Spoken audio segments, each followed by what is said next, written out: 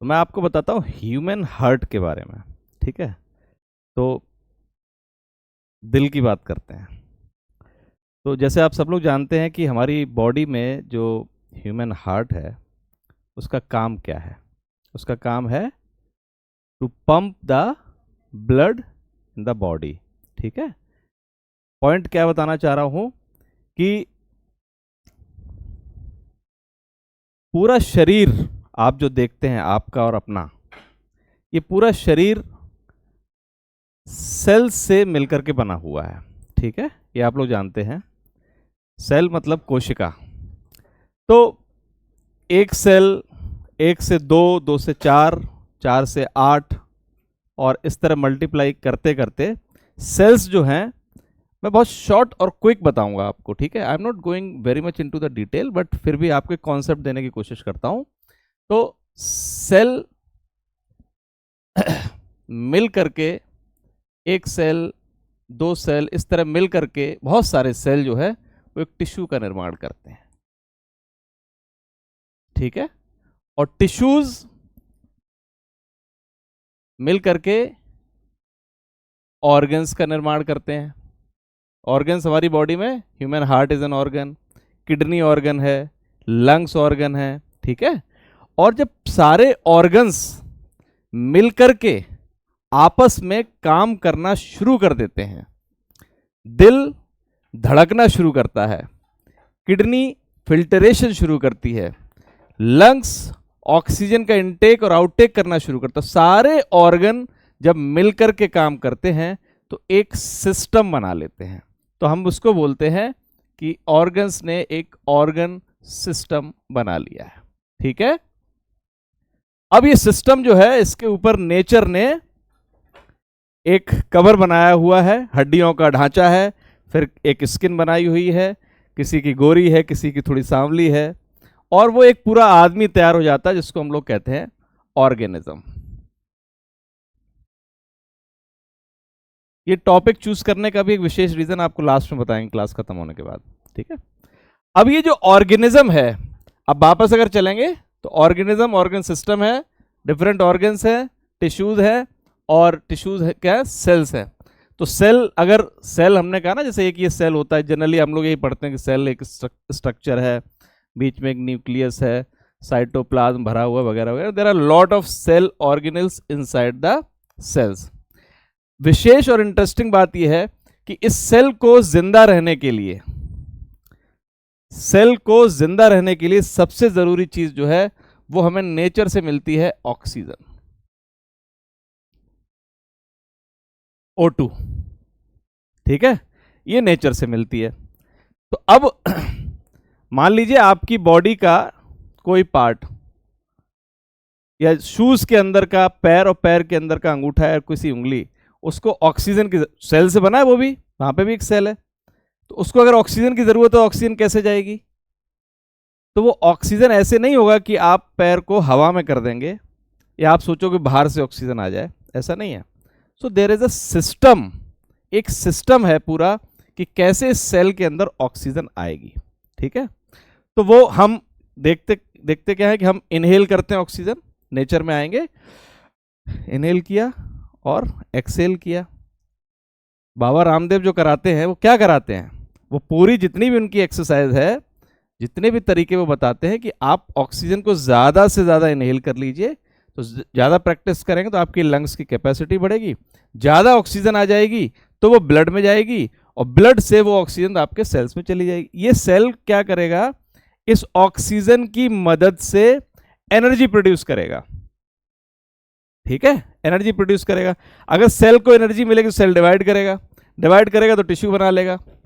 ठीक है, अब ये ऑर्गेनिज्म जो मैंने बनाया है, इसको चाहिए क्या, इसको तो एनर्जी चाहिए ना। आप सुबह उठते हैं तो आपको एनर्जेटिक फील करने के लिए यू टेक फूड। ठीक है, फूड लेते हैं, फूड का पाचन होता है, पाचन के लिए बॉडी को एनर्जी चाहिए, कहाँ से आएगी, ऑक्सीजन से आएगी। ठीक है, तो मैं बताना ये चाह रहा था कि मैं आपको ह्यूमन हार्ट की चर्चा कर रहा था कि ह्यूमन हार्ट कैसे काम करता है। तो उस ह्यूमन हार्ट को समझाने के लिए मैंने इतनी सी बात आपसे कही। तो हार्ट जो है वो आपके शरीर के अंदर एक पंप है, जैसे आपकी बिल्डिंग में पंप लगी हुई है, सुबह आप चलाते हो, टंकी में पानी जाता है, पहले पानी जाता है, फिर वो पानी नलों में वापस आता है, फिर वो ग्राउंड में जाता है, वेस्ट वाटर फिर द्वारा वहाँ से पंप करते हैं, that is a circulatory system. तो उसी तरह शरीर के अंदर ये आपका दिल बिल्कुल बीचों बीच स्थित है। धड़कनें इधर जरूर सुनाई पड़ती हैं, दिल बिल्कुल बीचों बीच स्थित है। एनसीईआरटी में लिखा है it is human heart is centrally located. आपकी बीच की जो ये आप देखेंगे स्टर्नम, एक टाइट हड्डी है बीचों बीच में, स्टर्नम बोलते हैं, इसके पीछे और दोनों फेफड़ों के बीच में आपका दिल स्थित है। दिल का नीचे का हिस्सा हल्का सा लेफ्ट साइड में टिल्ट है, तो वो धड़कन जो है वो आपको लेफ्ट साइड में सुनाई पड़ती है, राइट। तो अब वो जो हार्ट है, उस हार्ट के मैकेनिज्म को जरा सा हम लोग समझते हैं, क्विक रिव्यू करते हैं उसका।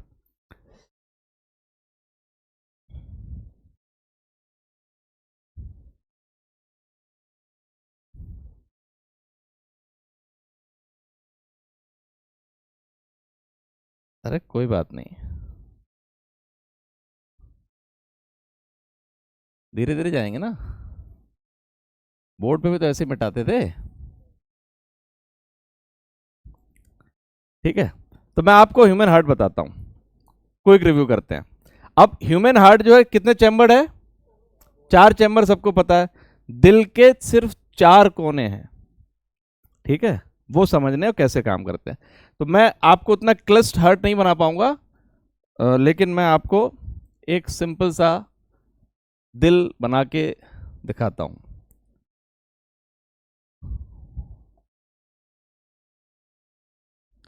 वाह, ये कैसा डॉट डॉट आ रहा है? Very good, okay, let me try, this is technology.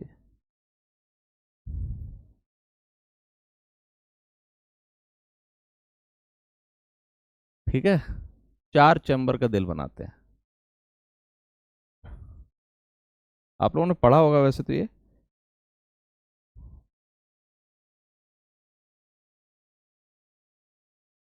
चार चैम्बर है। This is 1, okay, this is number 1, this is chamber number 2, this is chamber number 3 and this is chamber number 4। अगर हम ऐसे खड़े हो जाएंगे तो इधर वाले राइट है और इधर वाले लेफ्ट है, तो हम इसको कह भी सकते हैं ये आर राइट, ये भी राइट हो गया, ये लेफ्ट हो गया और ये लेफ्ट हो गया। ऊपर वाले दोनों चैम्बर्स को बोलते हैं ऑरिकल,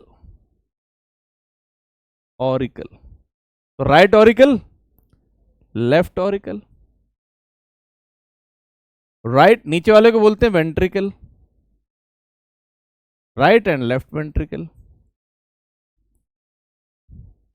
ठीक है, ये हार्ट हो गया, 4 चैम्बर हो गए इसके। किताबों में जो थोड़ा सा क्लिस्ट बना होता है, एक्चुअली में हार्ट वैसा ही होता है, हम तो खाली आपको सर्कुलेशन पाथवे बता रहे हैं उसका कि कैसे चलता है। ठीक है, तो अब ये जो ऑरिकल है, इसका काम क्या है? ये पूरे शरीर का इम्प्योर ब्लड कलेक्ट कर लेता है। ठीक है, तो इम्प्योर ब्लड क्या है?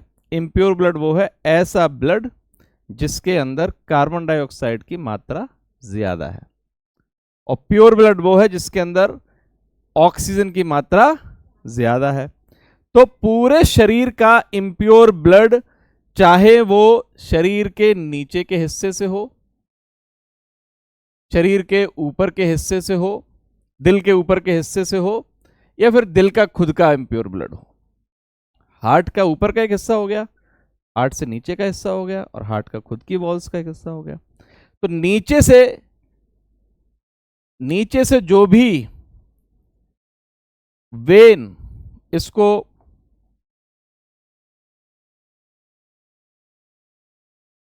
इस वेन में मान लीजिए पूरा ब्लड इकट्ठा होकर के यहां पहुंच रहा है। ठीक है, तो इस वेन को हम लोग कहते हैं, चूंकि शरीर के नीचे के हिस्से की है ना, तो inferior vena cava, inferior vena cava.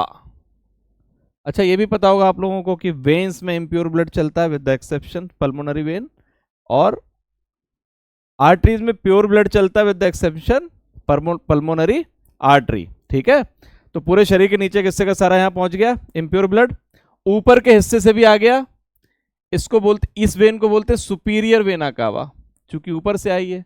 Vena cava मतलब बड़ी वेन है, और ये खुद एक यहां पे आप देख रहे हैं, ये इसको बोलते हैं कोरोनरी साइनस।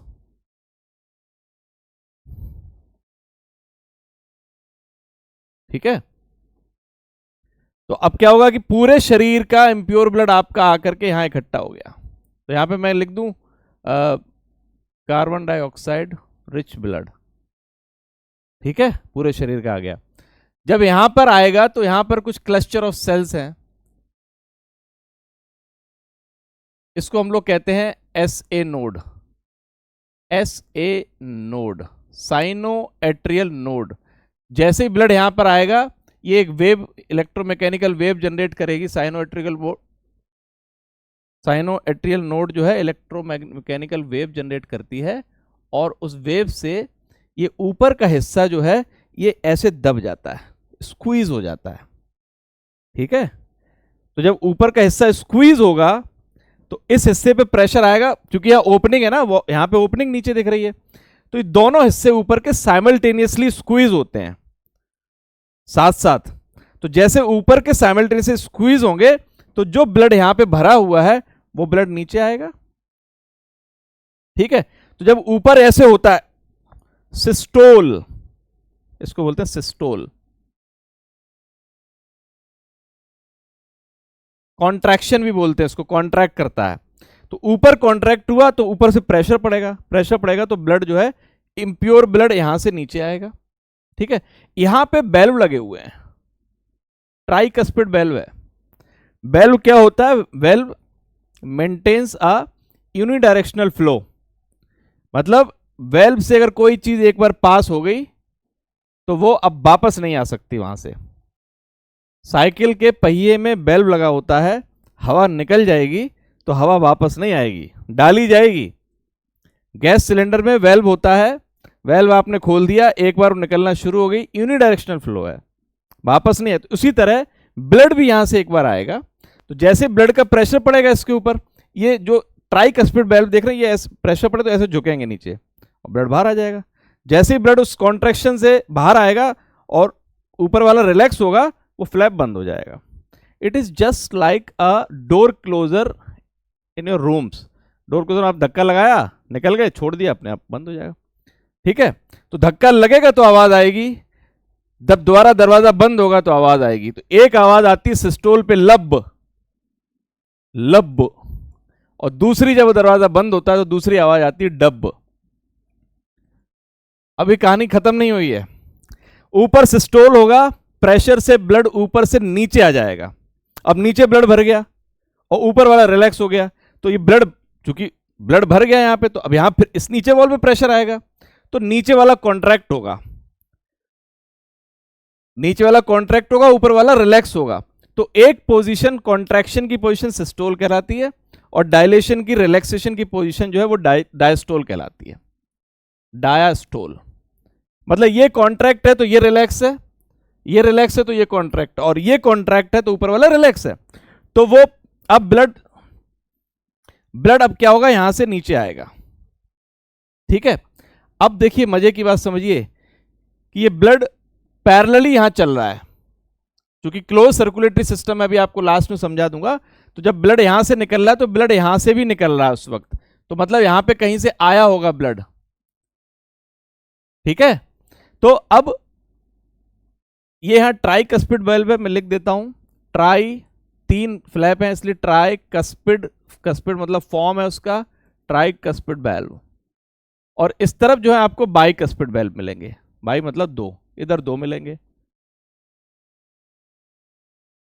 एक लब और एक डब, एक सिस्टोल और एक डायस्टोल मिलकर बनाती है धड़कन।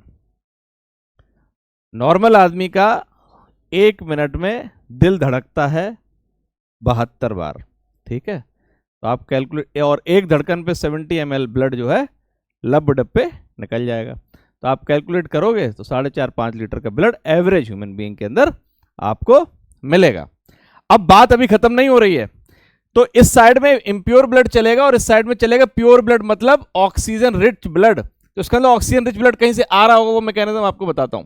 तो ब्लड अब यहां से निकलेगा बाहर, और यहां से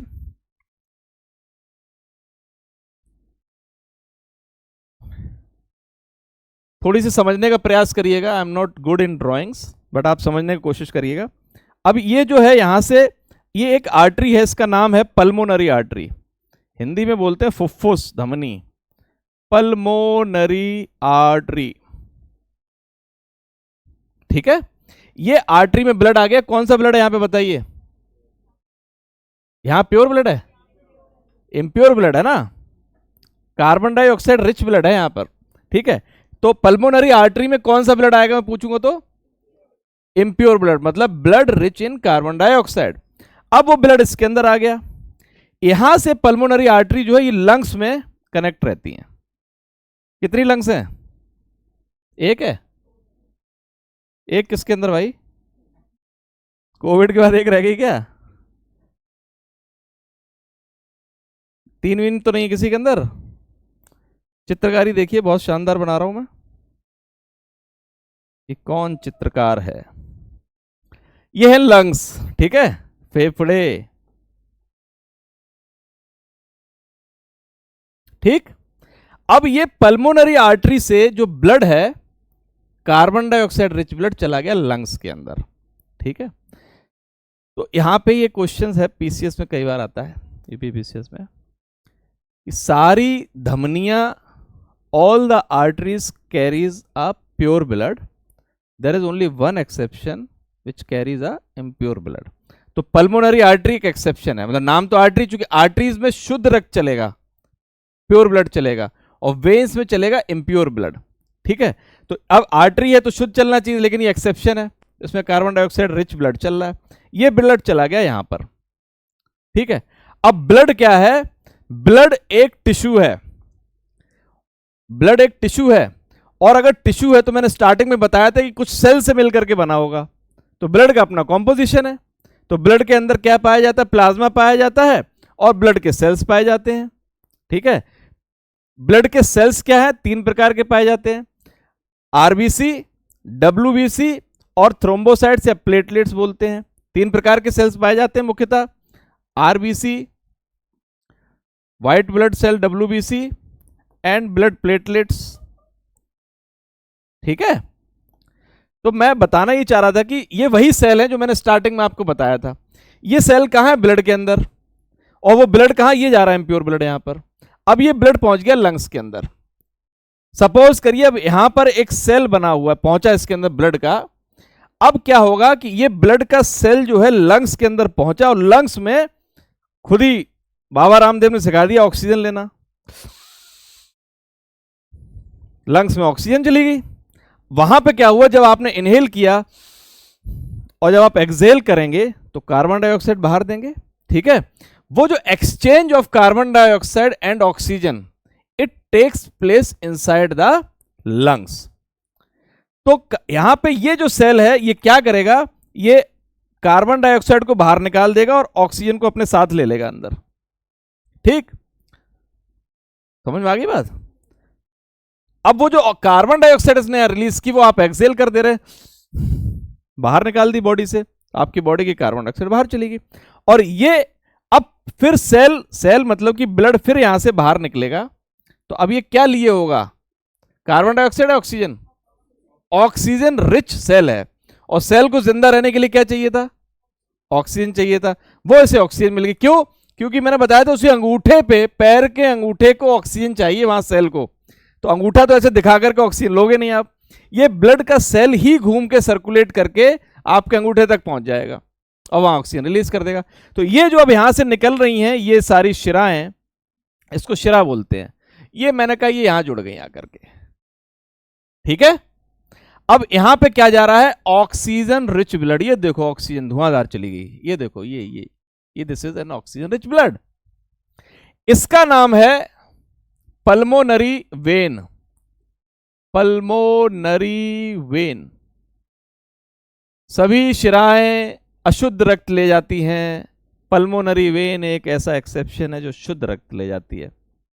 फुफ्फुस धमनी, फुफ्फुस शिरा। ठीक है, तो pulmonary vein is an exception. तो अब क्या हो रहा? अब जरा समझिए, अब ऊपर चलते हैं, दिल को दबाते हैं, कॉन्ट्रैक्ट किया दिल ने, तो राइट ऑरिकल और लेफ्ट ऑरिकल से ब्लड दोनों एक साथ नीचे आएगा। अंतर क्या है, इधर इम्प्योर ब्लड है, इधर प्योर ब्लड है। कहां पे आएगा, वेंट्रिकल में आएगा। एक तरफ ट्राइकस्पिड वेल्व है, दूसरी तरफ बाइकस्पिड वेल्व है, दोनों इकट्ठे लब करेंगे और दोनों से ब्लड नीचे आ जाएगा, दोनों ऊपर उठेंगे, डब होगा। एक लब और डब मिलाकर के एक हार्ट बीट बनती है। सामान्य व्यक्ति का दिल 1 मिनट में 72 बार धड़कता है। हर धड़कन पे लगभग 70 ml का ब्लड चला जाता है। अब वो ब्लड नीचे आएगा। अब देखिए, यहां से जब ब्लड बाहर आ रहा है इस जगह से, तो वो लंग्स में जा रहा है, लेकिन अब यहां से जो ब्लड बाहर आएगा, ठीक है, यहां से, ये क्या ऑक्सीजन रिच ब्लड है ना, यहां पे तो कार्बन डाइऑक्साइड रिच, यहां ऑक्सीजन रिच ब्लड। अब ये ऑक्सीजन रिच ब्लड जो है, अब ये फिर शरीर के तमाम हिस्से में चला जाएगा। कुछ आर्टरीज इसे आपके हार्ट के ऊपर के हिस्से में ले जा रही हैं और कुछ आर्टरीज आपके हार्ट के नीचे के हिस्से में ला रही हैं। फिर वो कुछ आर्टरीज आपके कोई किडनी में चली जाएगी, कोई शरीर के अन्य हिस्सों में जाएगी, और इस तरह ये शरीर के सारे ऑर्गन्स में, वो ऑर्गन जो टिश्यू से बने थे, वो टिश्यू जो सेल से बने थे, वहां ये ऑक्सीजन को ट्रांसपोर्ट कर देगी। तो ब्लड का जो मेन काम है वो ट्रांसपोर्टेशन ऑफ गैसेज है, एंड उसमें oxygen is an important gas. दूसरा ब्लड का काम होता है होम्योस्टेसिस मेंटेन करना, मतलब बाहर के तापमान के हिसाब से शरीर के अंदर के तापमान को एडजस्टमेंट कर लेना, ये उसका दूसरा मेन काम है। और ये जो प्रोसेस है ये आरबीसीज के साथ होता है। ठीक है, कैसे होता है कि मैं भी बताता हूं, इसको मिटा। यहां तक समझ में आ गया? Any question from this part? Circulatory system यहां तक तो समझ में आ गया ना, कि पूरा नीचे से कैसे ऊपर गया। अब ये पूरे शरीर में जाकर किस तरह डिस्ट्रीब्यूशन हो जाएगा। इसको मिटा देता हूं।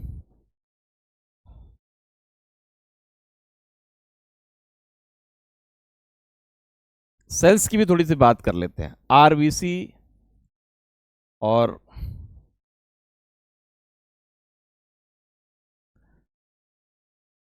अब तो खैर इस पे क्वेश्चंस कम हो गए हैं आरबीसी पे, है ना, पहले बहुत पूछते थे। बहुत ही पॉपुलर क्वेश्चन है, आरबीसी की लाइफ साइकिल कितनी दिनों की है?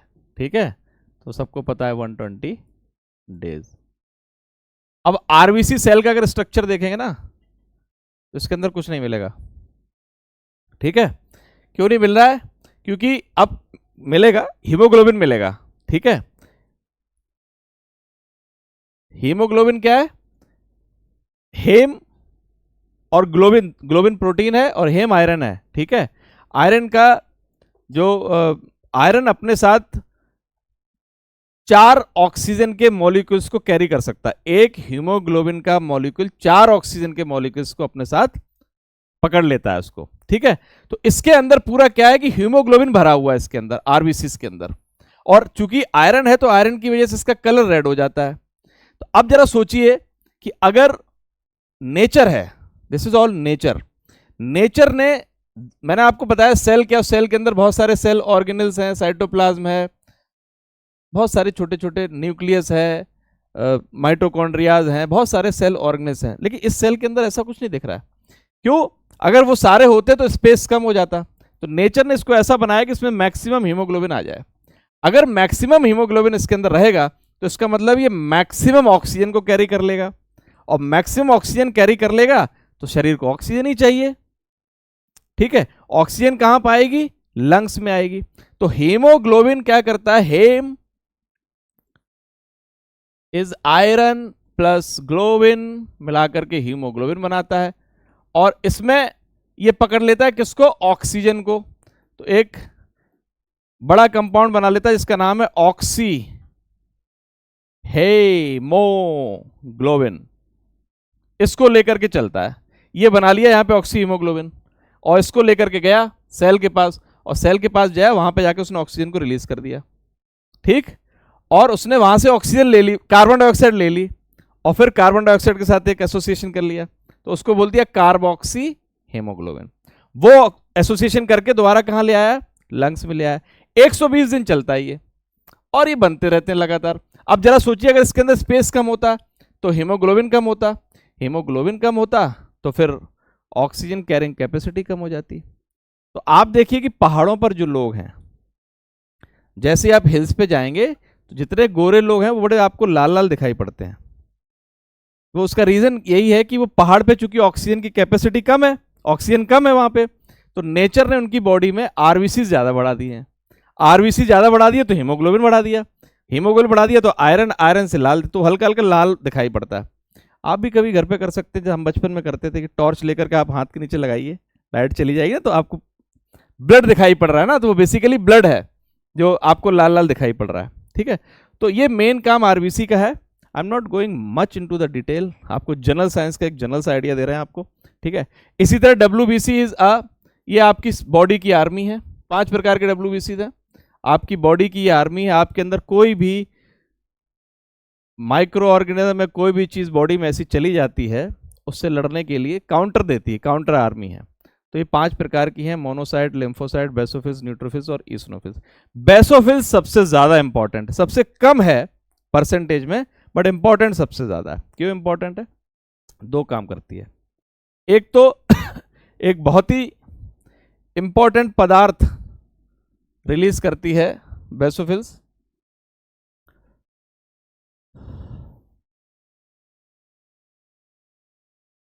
क्या कह सकते हैं?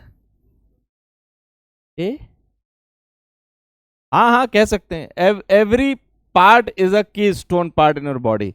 बेसोफिल्स को इसलिए कह सकते हैं कि मैंने बताया कि परसेंटेज में तो they are very less, 1 to 2%, but they are very important. Why? कि वो 2 चीज रिलीज कर रही हैं। एक तो कर रही है हेपेरिन, अभी I am not good in this, okay yes, heparin. Heparin क्या है? ये एक एंटी कोगुलेंट है। एंटी कोगुलेंट, कोगुलेंट का मतलब होता है, कोगुलेशन का मतलब होता है थक्का जम जाना। ठीक है, थक्का, दही जम जाता है वैसे, थक्का बन गया। तो बॉडी के अंदर चूंकि बेसोफिल्स जो है हेपेरिन रिलीज करती रहती समय समय पे, तो ये एंटी कोगुलेंट मतलब आपकी बॉडी में जो ब्लड चल रहा है वो ब्लड कहीं पे क्लॉट ना हो, उसके लिए इसकी बहुत जरूरत है। ठीक है, अगर ये नहीं होगा तो सर्कुलेशन हो ही नहीं सकता, क्योंकि ब्लड क्लॉट हो जाएगा।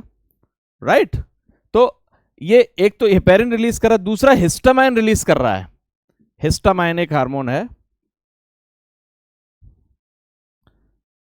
आप देखना जैसे कभी किसी के इचिंग होने लगे बहुत ज्यादा, तो इचिंग जब होगी ज्यादा तो आप ब्लड टेस्ट अगर कराएंगे तो आपको उसमें आपकी बेसोफिल्स में हिस्टामाइन रिलीज दिखाई पड़ेगा। तो हिस्टामाइन कब रिलीज होता है? जब बॉडी में कोई फंगल इन्फेक्शन हो जाएगा तो ऑटोमेटिकली उससे लड़ने के लिए हिस्टामाइन कंपोनेंट रिलीज होता है। तो डॉक्टर देख लेता है कुछ इन्फेक्शन है, हिस्टामाइन निकला, इसका मतलब कुछ इन्फेक्शन है, तो वो एंटी फंगल आपको ड्रग्स दे देता है, उससे वो आपका इन्फेक्शन दूर हो जाता है। तो बेसोफिल्स इसलिए इंपॉर्टेंट हो जाती है। हेपेरिन बहुत इंपॉर्टेंट है। शरीर के बाहर से जैसे ही, अब जैसे आप कट जाएंगे, मान लीजिए आपका कहीं धोखे से चाकू से कट जाए तो ब्लड बहता है, लेकिन आप उसे थोड़ी देर दबा लेंगे तो वो बहना बंद हो जाता है। तो क्या होता है? बेसिकली ब्लड कोगुलेट हो जाता है। ठीक है, तो कोगुलेशन का मतलब क्या है कि इसका मतलब हुआ कि बॉडी से बाहर जैसे ही ब्लड आएगा हेपेरिन इनएक्टिव हो जाएगा, क्योंकि अब तो कोगुलेशन की जरूरत है ना नेचर ने। तो आप देखिए थोड़ी देर बाद, 2 मिनट 3 मिनट बाद ब्लड बहना बंद हो जाता है। तो जैसे ही हेपेरिन बॉडी के बाहर आएगा इट बिकम्स इनएक्टिव, क्योंकि अब कोगुलेशन की जरूरत है। कोगुलेशन का एक प्रोसेस है, वो मैं आपको नेक्स्ट क्लास में समझाऊंगा उसके बारे में। ठीक है, तो histamine is important, anti coagulation is important. बाकी मोनोसाइट, लिम्फोसाइट, ये सारे इंपॉर्टेंट सेल्स हैं। न्यूट्रोफिल्स, ईजोनोफिल्स, एलर्जी हो गई, ईजोनोफिल्स बढ़ जाएगा आपकी बॉडी के अंदर। आप कमजोरी महसूस कर रहे हैं, आप डॉक्टर सबसे पहले क्या करता है? बहुत साधारण सा टेस्ट कराता है HB, TLC, DLC। HB is haemoglobin, तो हीमोग्लोबिन देख लिया उसने, कहा यार बहुत कम हीमोग्लोबिन, इसका मतलब आपके आरबीसी सेल्स कम हो रहे हैं। आरबीसी सेल कम हो रहे हैं, इसका मतलब आपके अंदर ऑक्सीजन कैरिंग कैपेसिटी नहीं है। तो जब ऑक्सीजन कैरिंग कैपेसिटी नहीं तो आपको थकावट होगी। ठीक है, तो आप एक्टिव नहीं रहेंगे, आप लेजी रहेंगे। ठीक है, तो वो तुरंत आपको आरबीसी बढ़ाने की, आयरन की कुछ दवाई देता है। ठीक है, अदरवाइज आरबीसी कम होगा तो आप एनेमिक हो जाते हैं। तो वहां से TLC, total leucocyte count. WBC को हम लोग ल्यूकोसाइट के नाम से भी जानते हैं। आरबीसी को एरिथ्रोसाइट और WBC को ल्यूकोसाइट। तो TLC, टोटल ल्यूकोसाइट काउंट, मतलब कितने न्यूट्रोफिल हैं, कितने बेसो, कितने इजनो, कितने मोनोसाइट और कितने लिम्फोसाइट हैं, ठीक है। इसी तरह डीएलसी, डिफरेंशियल उनके काउंट, उससे यही बॉडी में इंफेक्शन के लेवल को वो पता कर लेते हैं, ठीक है। तीसरा इंपॉर्टेंट प्लेटलेट्स हैं। तो प्लेटलेट के बारे में आप एक ही चीज जानते हो, कम हो गई तो डेंगू हो जाता है, डेंगू में प्लेटलेट कम हो जाती है, ठीक है। बट डेंगू में डॉक्टर जब देखता है, अगर उसने रिपोर्ट में देखा कि प्लेटलेट कम है, ठीक है, अगर डब्ल्यूबीसी नहीं गिरी है, 4,500-5,000 हैं, तो इसका मतलब अभी बॉडी के अंदर ताकत है, बॉडी की अपनी एक आर्मी है, बॉडी की अपनी इम्यूनिटी है जो उसको डेवलप करके उसे काउंटर कर लेगी, ठीक है। अब देखिए क्या है कि दिल के साथ बहुत सारी बातें जुड़ी हुई हैं, ठीक है। हमारे दिल की बात, तुम्हारे दिल की बात, ये दिल को दिल की तरह मत लेना, फिल्मों में जो दिल है वैसा मत लेना, ये बहुत ही इंपॉर्टेंट एक ऑर्गेनिज्म है और इसको, अपने दिल को बहुत संभाल के रखना है, दूसरों की चिंता मत करिए। परसों की एक न्यूज़ है, गौरव गांधी नाम के एक डॉक्टर साहब थे, वो ही हैज़ डन 16,000 सर्जरीज की उन्होंने, अहमदाबाद के थे, and at the age of 41 years ही डाइड बाय कार्डियक अटैक, ठीक है।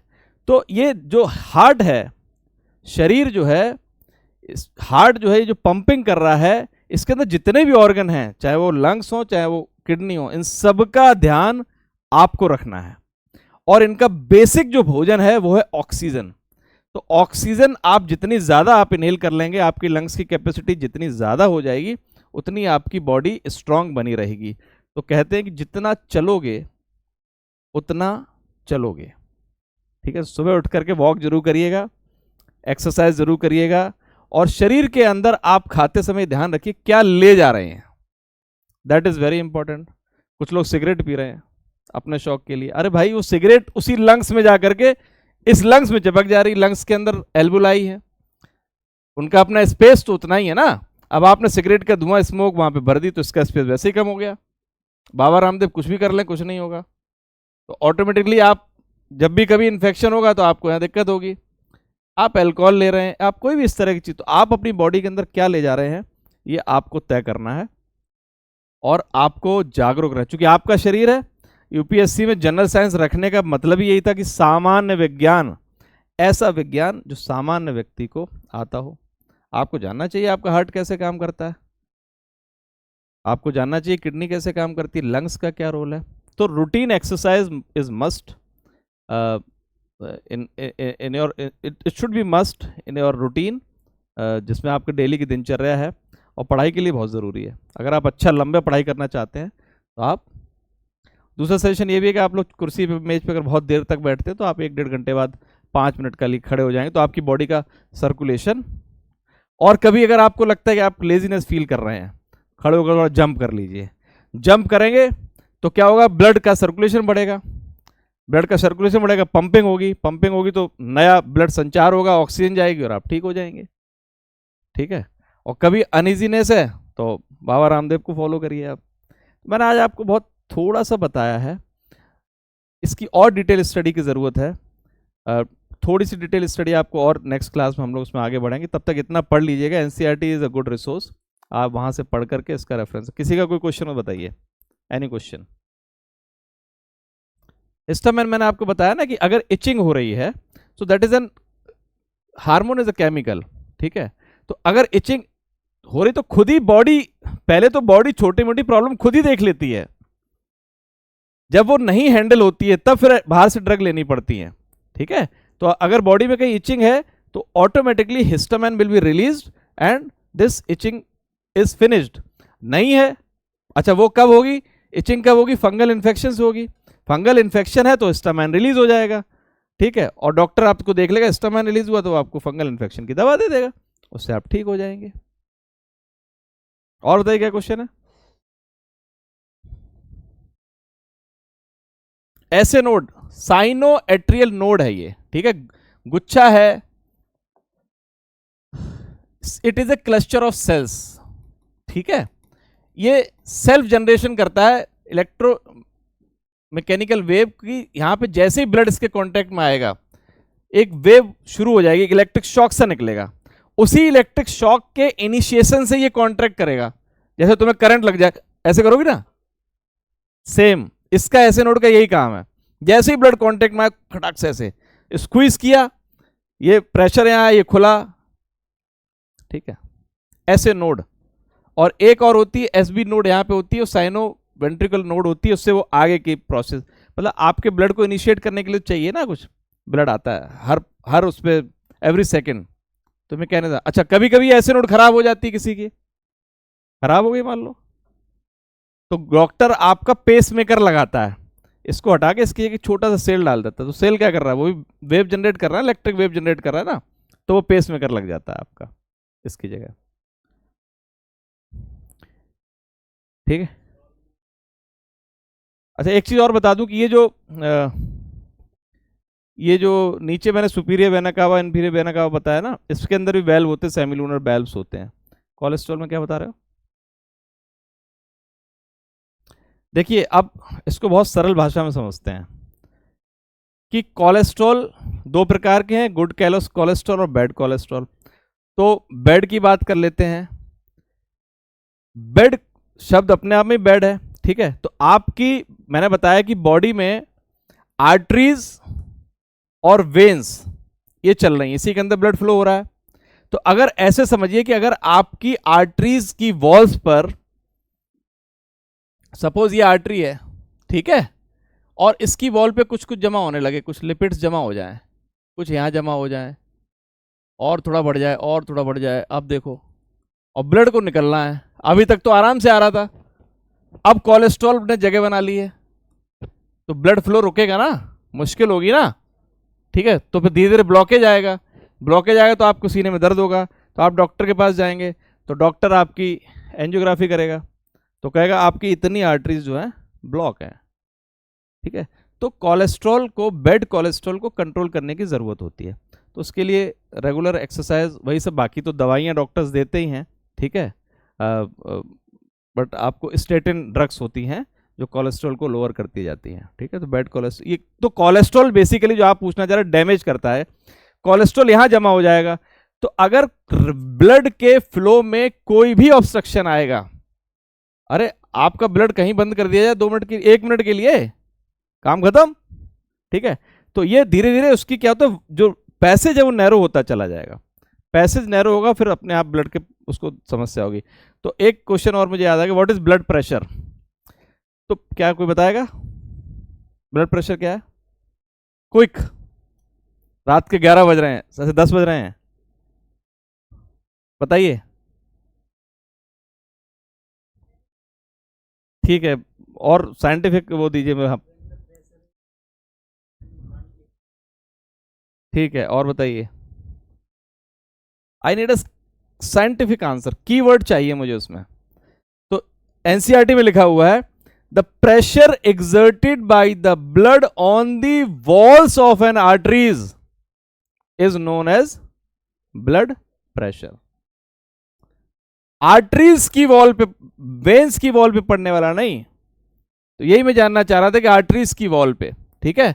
अब ये आर्टरी बनी हुई है, अब इस पे आपने कोलेस्ट्रॉल जमा कर लिया धीरे धीरे, तो ब्लड प्रेशर तो ऑटोमेटिकली बढ़ जाएगा, जगह ही नहीं ना निकलने के लिए, प्रेशर बनेगा ना उसका, जब तक ब्लड कोशिश करेगा तब तक तो निकलेगा, जब वो बिल्कुल ही रुक जाएगा तो खेल खत्म हो गया, ठीक है। तो इस तरह ब्लड को किससे नापा जाता है? ब्लड प्रेशर को नापते हैं, उसे नापने वाले यंत्र को बोलते हैं स्फाइग्मो मैनोमीटर, ठीक है।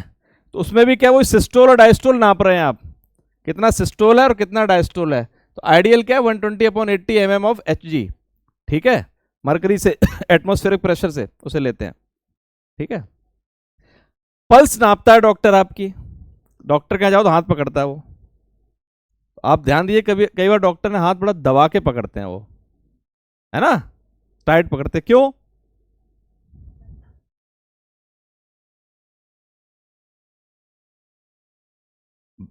तो दबा के क्यों पकड़ता, दबाता क्यों वो है? तो यहाँ सीने पे लगा ले, दिल कान लगा ले सीने पे, पता चल जाएगी सारी वाइब्रेशन।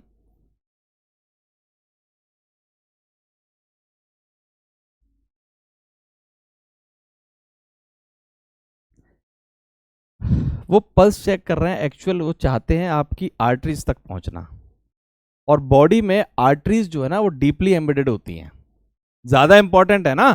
तो जो चीज नेचर में ज्यादा इंपॉर्टेंट उसे बहुत अच्छे से नेचर ने कवर किया हुआ है।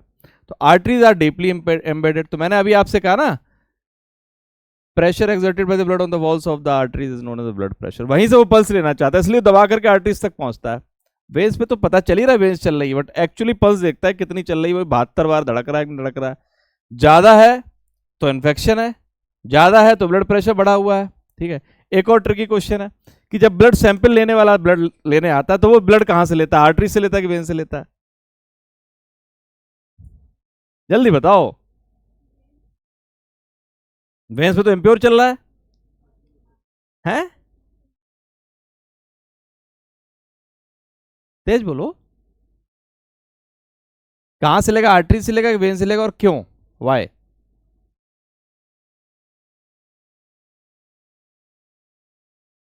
देखो मैंने कहा था ना आर्टरीज डीपली एम्बेडेड होती है, तो कहीं वो नीचे थोड़ा ना डालता है अंदर, वो तो ऊपर से ले लेता है, हल्के से। ऊपर वेन्स हैं, वेन से लेता है।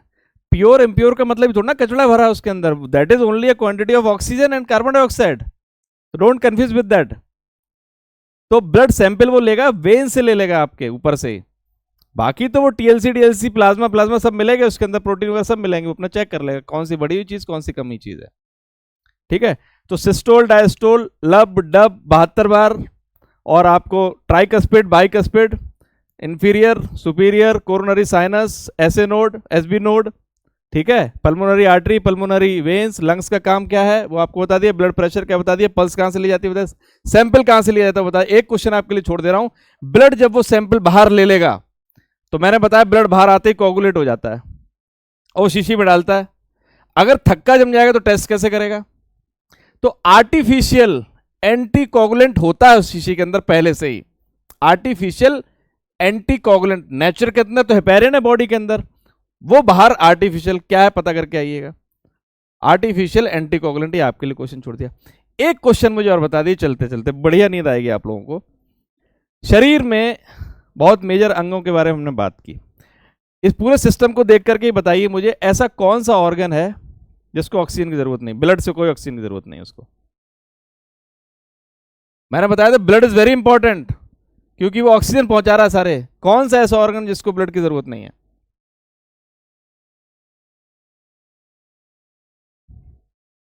सिस्टम, मैं तो ऑर्गन की बात कर रहा हूं। रिप्रोडक्टिव सिस्टम में तो सबको जरूरत, बिना ब्लड के काम ही नहीं हो सकता वहां। It is a system, system तो पूरा सिस्टम हो गया ना बॉडी का। इसी में बताइए, इसी में है सर्कुलेटरी सिस्टम में ऐसा कौन सा ऑर्गन है जिसको ब्लड की जरूरत नहीं है? मतलब मैं जो मैकेनिज्म समझा रहा हूं कि ब्लड के थ्रू ऑक्सीजन ट्रांसपोर्टेशन हो जाता है, सारे ऑर्गन सारे सेल्स को जरूरत है, यहां कौन सा ऐसा ऑर्गन है जिसको जरूरत नहीं है?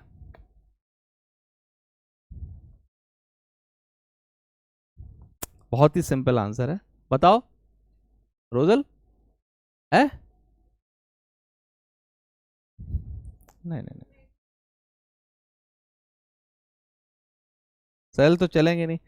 देखो ये जो आपने ध्यान दीजिए, लंग्स है ना, फेफड़े, इनको जरूरत नहीं है क्योंकि इनके अंदर खुद ही ऑक्सीजन है, सबको खुद ऑक्सीजन दे रहे हैं। इसीलिए तो, इसीलिए तो ब्लड यहाँ का एक उल्टा नाम रखा है ना, पल्मोनरी आर्टरी पल्मोनरी वेन। यहां से तो आप खुद ऑक्सीजन ले रहे हैं ना, पूरी बॉडी ऑक्सीजन ले रही है, इसीलिए आपको कोई आर्टरी यहां पर प्योर ब्लड लेते नजर नहीं आ रही है। जबकि किडनी में जाएगी रीनल आर्टरी प्योर ब्लड लेते हुए, और रीनल वेन निकलेगी इम्प्योर ब्लड लेते हुए, लंग्स में नहीं जा रही कोई भी। पॉइंट समझे, बात समझे नहीं? क्यों क्यों भैया वो खुद ही ऑक्सीजन भरी पड़ी है पूरी, इससे कोई जरूरत नहीं उसको। राइट? किसी का कोई क्वेश्चन कोई कंफ्यूजन बताइए, हाँ बताइए, हाँ पूछो पूछो।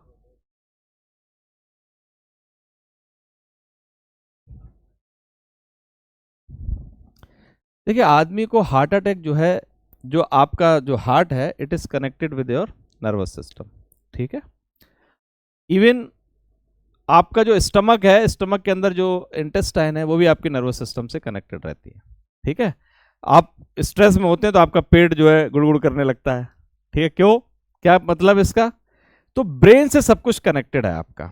ठीक है। आप स्ट्रेस लेते हैं, हार्मोन्स रिलीज होते हैं, मैकेनिज्म डिस्टर्ब होता है, तो उसका फर्क आपके हार्ट, इसीलिए कहते हैं ना स्ट्रेस मैनेजमेंट। अरे भाई स्ट्रेस मत लो, सोचो मत, ठीक है, ये सब बातें, because this is directly connected to your brain. ठीक है, तो देखिए नर्वस सिस्टम का it itself is a very big system, जहाँ बहुत सारे हार्मोन सीक्रेशंस होते हैं और आपकी बॉडी को कंट्रोल करते हैं।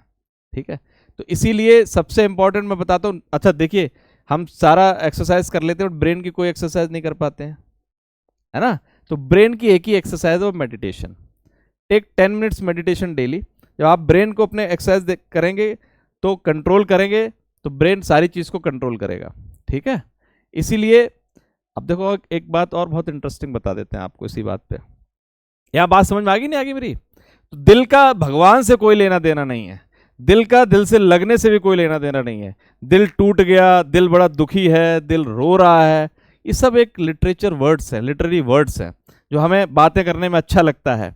ठीक है, दिल दिया दर्द लिया, दिस इज ऑल रबिश। ठीक है, ये सिर्फ दिल क्या है, दिल एक ऑर्गन है, पंपिंग सिस्टम है, उसको ब्लड को नीचे से लेना है और दूसरी जगह भेज देना है। हमारा दिमाग जो सोच रहा है, और वो सब, ये सब कहानियां हैं, इसमें मत पढ़िएगा। यूपीएससी की तैयारी कर रहे हैं तो बिल्कुल खतरनाक है ना, इससे निकलिए बाहर एकदम।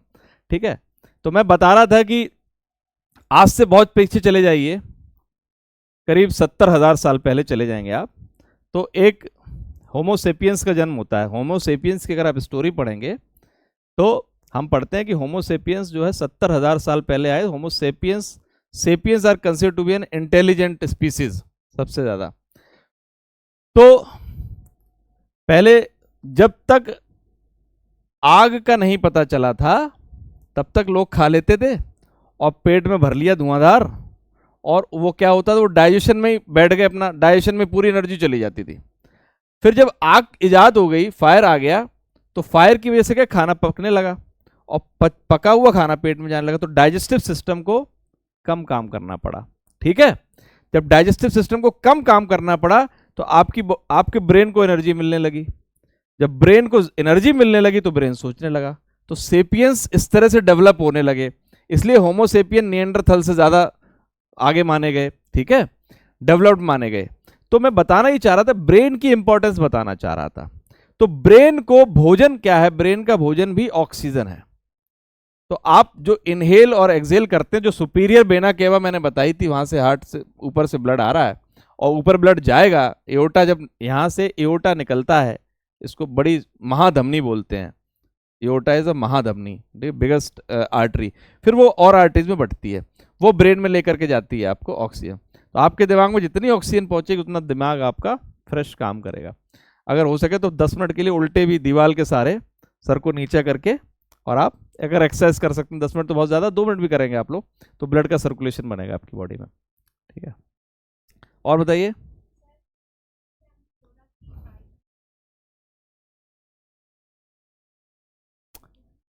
साइंटिफिक रीजन है, नेचर है। ठीक है, पहली चीज तो समझ लीजिए कि वॉल्स, इसकी वॉल्स कमजोर है। ठीक है, इसकी वॉल कमजोर है और यहां पर पूरी सारा इम्प्योर ब्लड इकट्ठा हो रहा है। ठीक है, तो यहां नेचर ने 3 वेल्व दिए हुए हैं और ये दोनों वॉल इनकी कमजोर है, और इसकी वॉल कमजोर से मतलब they are little thin, they are little muscular. ठीक है, मस्कुलर क्यों है, और इन दोनों में भी कंपेयर करें तो ये ज्यादा मस्कुलर है, क्योंकि सारा ब्लड यहां से निकल के फिर सारी बॉडी में जाना है, सारी बॉडी के अंदर जाना है। अब ये आपने बाइक स्पीड वाली बात की, तो दिस इज नेचर, कि नेचर ने क्या किया, यहां से ब्लड चूंकि यहीं यहीं इकट्ठा होना और यहां से निकलना है। ठीक है, तो यहां दो बाइक, इसका कोई साइंटिफिक रीजन नहीं है। तो बाइक स्पीड जो है, जिस चीज की ज्यादा जरूरत होती है, जिसका ज्यादा यूज है, ठीक है, जैसे मैंने ऊपर वाली थिन है थोड़ी सी वॉल्स, नीचे वाली थोड़ी स्ट्रांग, नीचे वाली ज्यादा काम करना पड़ रहा है, ऊपर वाली को कंपेरेटिवली कम काम करना पड़ रहा है। तो this is, there is no scientific reason, but ये पाए गए हैं। अब जैसे यहाँ सेमी लूनर वेल्व है, इसके अंदर अर्धचंद्राकार। ठीक है, अर्धचंद्राकार का मतलब क्या है कि इसके अंदर ऐसे वेल्व है,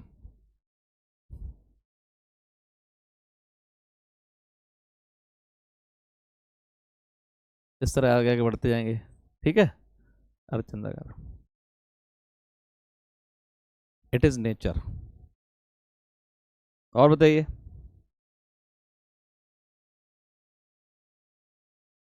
बंद कर दीजिए।